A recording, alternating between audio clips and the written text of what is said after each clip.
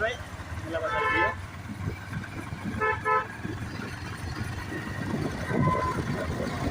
साबानांगौ आरो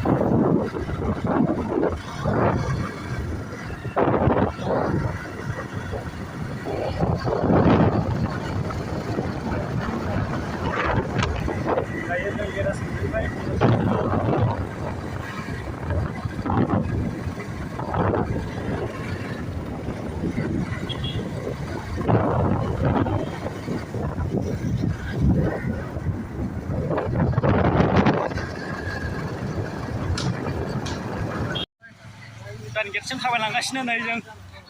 सासे सानै साथाम साब्रै साबा 6 जन दङ जोङो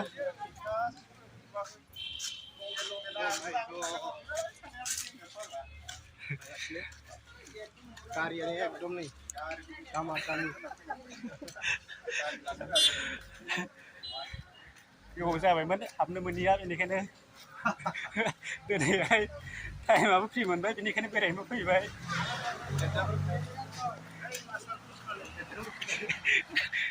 नायलांसै गंगार लागाफोरखौ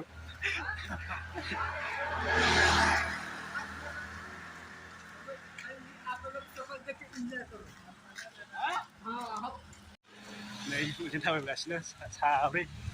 साथाम फैबावगासिनो उनजोंहाय खै बोसोर जाखोमोनलै बेयो बोसोरनै लकडाउननि थाखाय बन्द' खालामना दोन्दोंमोन बिसोरो जोंनियाव खुला जाबाबो बिसोरनियाव बन्द' खालामना दोन्दोंमोन मानोना बिसोर संखिया खम बेनिखायनो गिनानै बिसोर बन्द' खालामना दोन्दोंमोन बेनिखायनो दासो खुलिफिनबाय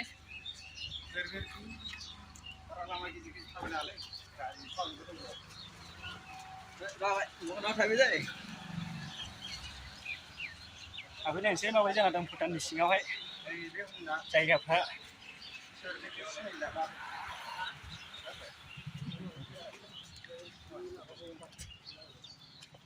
वाव लाइनावसो थानांगौ नै लाइनानो गोबां दंखायो बबेबा 1 घन्टासो लागोन बेयाव लाइनखौ बारनांगौबा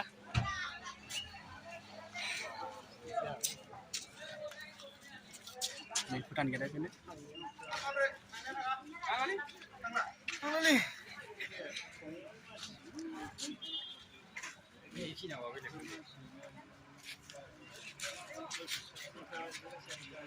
मालाबा सम मोजां लाना फैफिननांसिगोन दिनै जानाय नंला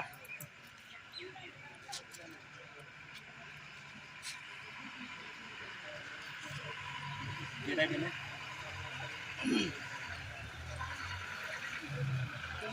जोङो गिदिंफिनबायसो हाबनो मोनासै हाबनोलाय मोनगौमोन लाइनानो बुरजाथार मोनबा लाइनानो गोलावद्राय नेबाबो टाइमानो जोबलाय लांसिगोन 8टायावनो ओंखारफिननांगौबा बेनिखायनो टाइमा सर्ट जाबाय ओंखारनाया खैथायाव ओंखारफिननांगौ हाबनाया गोसोबायदि ओंखारनायालाय ओमफ्राय हाबनायानो लेट जागोन आरो बेलासि जाबायबो मा बेरायबावनो इन्जय जानाय नंला ओरैनो बेखार फैबाय आरो जों थांफिनसै दा मालाबा सम मोजां लानानै फैनोसै